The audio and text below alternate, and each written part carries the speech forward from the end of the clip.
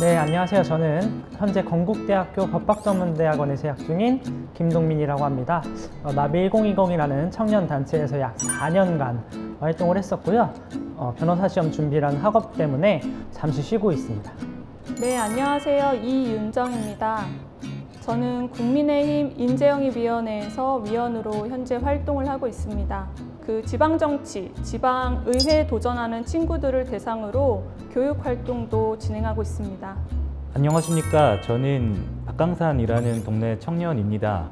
현재 건국대학교 정치외교학과 4학년 마지막 학기에 재학 중이고요. 먼저 더불어민주당 광진을 대학생 위원장으로 활동하고 있습니다.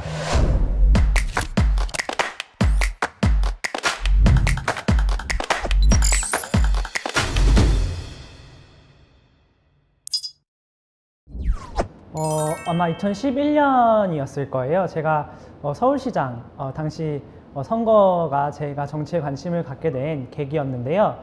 당시에 굉장한 네거티브나 이런 확인되지 않은 정보들이 뉴미디어라는 곳을 통해서 무분별하게 확산되고 있는 것을 보면서 어떤 민주주의에 대한 위기감이라고 할까요? 그런 것들을 좀 느꼈고, 그래서 그것이 저를 정치에 이끌었던 것 같습니다. 그래서 지금 현재는 이런 변화하는 미디어 환경, 또 저출산 고령화라는 사회 환경에 대해서 민주주의가 어떻게 적응을 해 나가야 되는지에 대한 관심을 갖고 있습니다. 네, 제가 정치에 관심을 갖게 된 이유는 제가 단과대 다닐 때 그 학생회장으로 봉사할 수 있는 기회가 있었습니다. 그 시기에 공동체 리더가 정성을 들이고 시간을 쏟고 그리고 개선을 위해 노력을 하면은 굉장히 많은 사회 변화를 이끌어낼 수 있구나라는 그런 직접적인 체험을 할 수 있었습니다. 그때 느꼈던 게 이런 작은 공동체 안에서도 리더가 변화시킬 수 있는 게 이렇게 많은데 정치권에는 더 많겠구나. 그리고 정치는 정말 사회 변화를 촉진시킬 수 있는 가장 빠른 길이구나라는 확신을 의정활동과 여러 중앙활동을 하면서 더 확신을 갖게 되었습니다. 네, 저는 고등학교를 5년 만에 졸업을 했습니다. 청소년기에 방황이 길었고 그 과정에서 많은 어려움도 겪었는데요. 그러다 보니까 점점 사회의 구조가 보이더라고요. 개인의 행태가 아니라 어떤 사회의 모순이 보이면서 이런 걸 좀 바꾸고 싶다라는 생각이 들었습니다. 그래서 정치인이 되겠다는 결심을 하게 되었고요.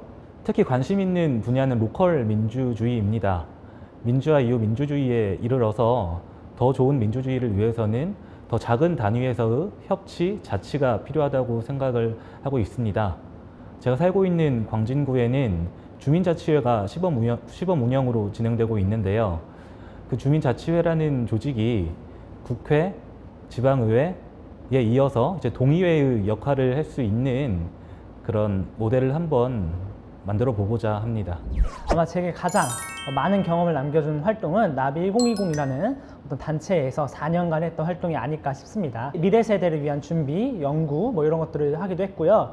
그런 것들을 하면서 아마 제가 그래도 미래 세대를 대표해서 여러 가지 이야기를 하다 보니까 느꼈던 것은 어떤 세대 간의 장벽이라는 걸 좀 느꼈습니다. 이 세대 간에 소통되지 못하고 있는 장벽, 이것은 한국 사회가 빠르게 어떤 변화를 겪어오다 보니까 각 세대가 공유하고 있는 경험치들이 너무 달라졌다는 걸 느끼게 되었고요. 그럼 과연 이것을 어떻게 조화시킬까? 그런 점에서 민주주의가 변화해야 할 시기다라고 느꼈던 것 같습니다.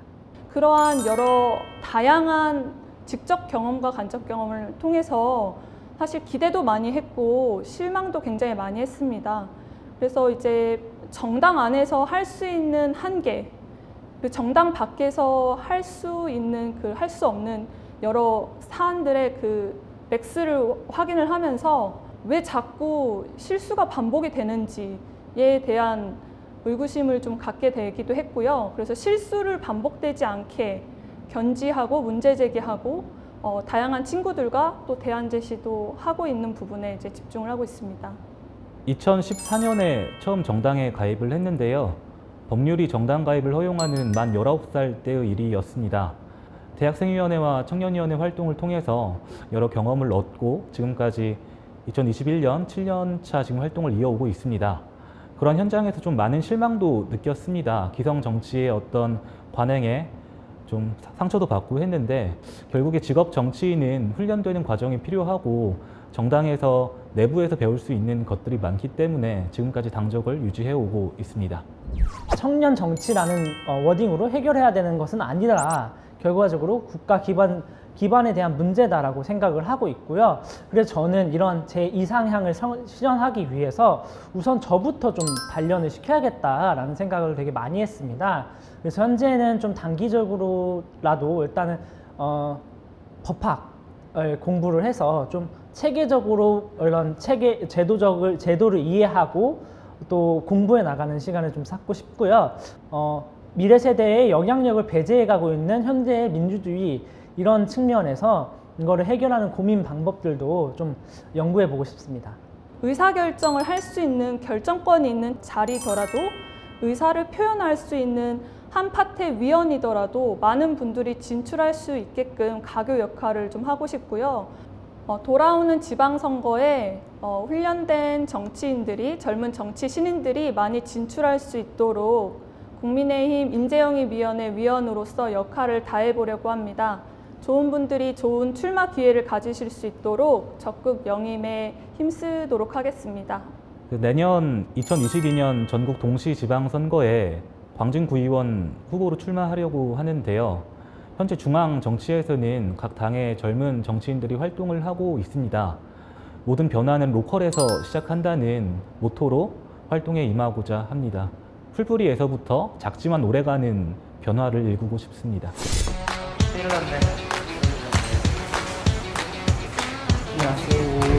안녕하세요. 반갑습니다. 잘 지내셨어요?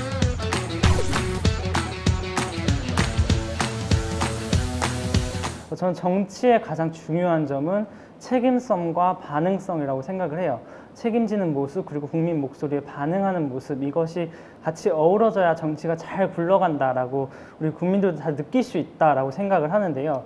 근데 한국 정치를 쫙 보면은 책임지려는 사람이 사실은 없어요. 미래에 대해서 책임지려 하지 않는 정치가 한국 정치의 가장 큰 문제다라고 저는 생각을 하고 있어요.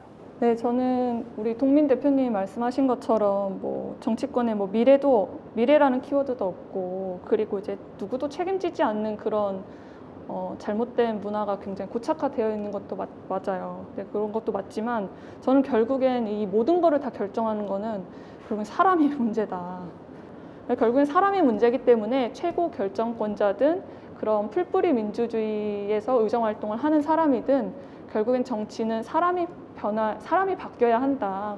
그러한 시대의 아젠다에 맞는 그런 발상과 그런 공감 능력과 그 준비되어 있는 그런 사람들이 많이 유입이 그래야 이제 정치도 변한다라는 생각이 듭니다. 저는 대표가 없는 게 가장 큰 문제인 것 같습니다. 그리고 광진구가 서울시 25개 자치구 중에서 관악구 다음으로 아마 청년 인구 비율이 두 번째로 높을 거예요.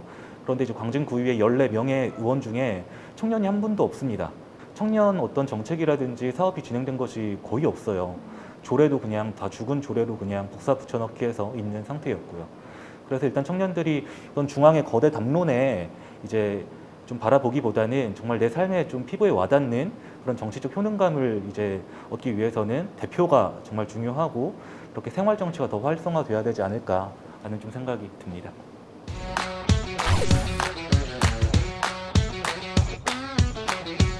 네, 아무래도 청년들 입장에서 가장 중요하다고 생각하는 건 요즘에 가장 키워드로 떠오르고 있는 공정이라는 키워드일 수밖에 없는데요. 이 공정 키워드를 보면은 가장 중요한 건 내가 선택하지 못했던 것, 내가 어떤 좌우할 수 없는 것들에 의해서 내가 좌우되고 있다라는 그런 차별되고 있다, 이런 문제들이 가장 크거든요. 어떤 공정한 경쟁과 어떤 공정한 성과라는 너무 당연한 이런 이야기들이 어떤 명분론, 어떤 다양한 뭐 또 명분을 내세운 또 이런 제도적인 그 특혜들 때문에 막히고 있다라는 것이 가장 큰 문제라고 생각을 합니다. 공정의 문제로 많이 귀결이 되고 있는 거는 사실인 것 같아요. 사실인 것 같은데 이제 저는 거기에서 어떤 부분에 좀 집중을 하냐면 결국엔 기회의 문제가 아닌가라는 생각도 좀 해봐요. 뭐 일할 수 있는 기회도 한정된 것 같고, 그리고 뭔가 내 능력을 발휘할 수 있는 기회, 심지어 도전할 수 있는 기회도 한정되다 보니까, 그러다 보니까 이제 이건 공정하지 않다라는 걸로 귀결이 된 거 아닌가라는 생각을 좀 해봐요.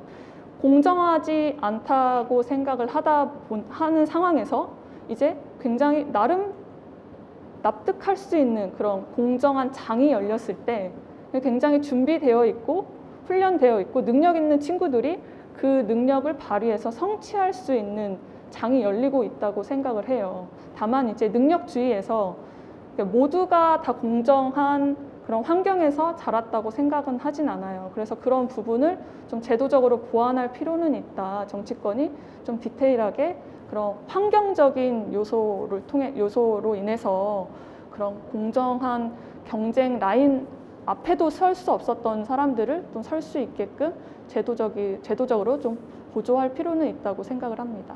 네. 그 능력주의 말씀을 주셨는데요. 이제 이준석이라고 이제 상징적인 인물이 30대 이제 중후반의 그 젊은 정치인이 기성 정당의 이제 중진들을 꺾고 당선이 되면서 많이 화제가 된 것 같습니다. 그런데 이제 정치를 꿈꾸는 일반 청년들이 다 이준석이 될 수는 없거든요. 이제 권리당원, 책임당원이라고 이제 불리는 권한이 있는 당원들이 나중에 후보를 선출할 수 있는 권한이 있는데 여기에 이제 국민의 여론이 반영되기가 어렵습니다. 정당이 그들만의 리그에 갇혀가지고 정말로 민의를 대변해야 하는 본래의 의미를 잃어버린 거죠.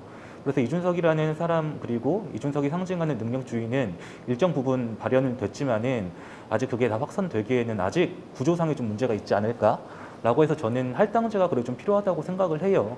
청년들도 이제 당원 당규의 몇 퍼센트를 이제 뭐 공천이라든지 활동 어떤 당직이라든지 이런 게 좀 분배가 돼야 정말 이제 공정한 출발이 되고 기회도 주어지는 거고 어떤 상식이 바로 세워지지 않을까라는 생각이 듭니다.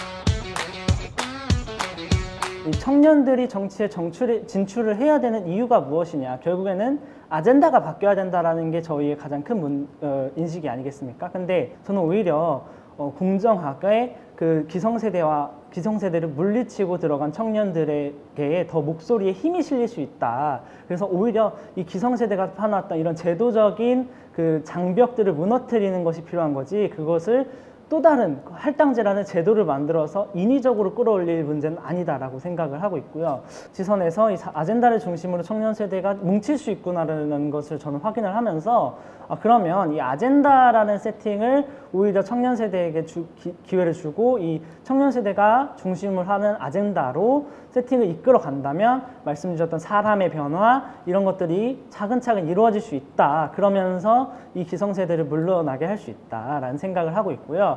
그래서 기성세대에게 사실 부탁하고 싶은 거는 특히 아젠다 세팅을 하는 그런 부분부터 청년 세대에게 양보를 해주실 필요가 있지 않을까라는 점을 간곡하게 좀 부탁드리고 싶습니다.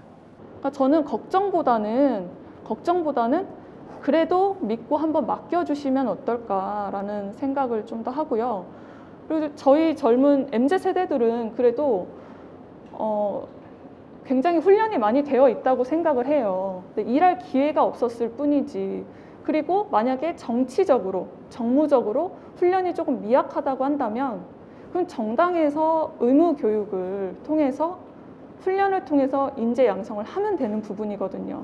X세대들이 이런 586세대와 그리고 MZ세대의 가교 역할을 여러 다방면적으로 할 수 있지 않을까. 그분들이 좀 용기를 내셨으면 좋겠다라는 생각을 좀 합니다. 그런데 이제 한 가지 사례가 있는데요. 거버넌스 영역에서는 청년 세대들이 좌우를 떠나서 연대를 한 적이 있는 것 같아요. 이제 청년 기본 조례라는 이제 풀뿌리 단위에서의 어떤 운동과 청년 자율 예산 편성 관련해서 정말 좌우를 떠나서 서로 연대해서 목소리를 냈고요. 이게 결국 중앙에서 받아들여서 청년 기본법이 이제 제정이 됐고 국무조정실 산하에 그런 청년 정책들이 체계적으로 지금 진행이 되고 있거든요. 그래서 이렇게 거버넌스 영역에서 좀 연대를 했던 MZ 세대가 제도 정치까지 좀 나아가자라는 게 저의 주장이고 이렇게 하면 한국 정치가 바뀌지 않을까요? 그리고 동시에 이제 그런 게 중앙에서의 어떤 거대 담론보다는 풀뿌리에서 상향식의 어떤 목소리가 전달이 돼서 좀 진행이 됐으면 좋겠습니다.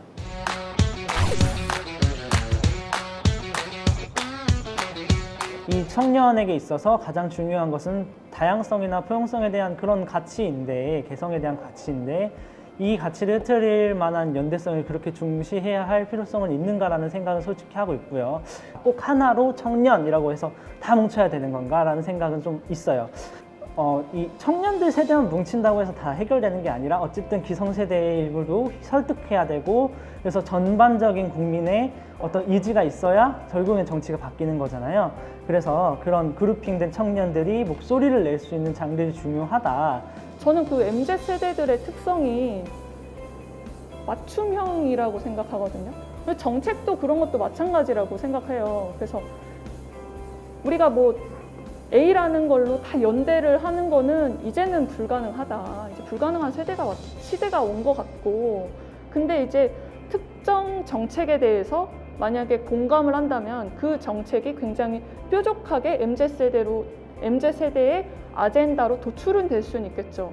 그러니까 MZ세대들 하나로 묶고 연대하고 뭔가 이렇게 하나로 규정하기는 이제는 어렵다라는 것을 빠르게 인정을 하고, 맞춤형 정책, 맞춤형 그런 서비스로 다가가는 자세를 세팅해야 되지 않을까라는 생각이 좀 듭니다.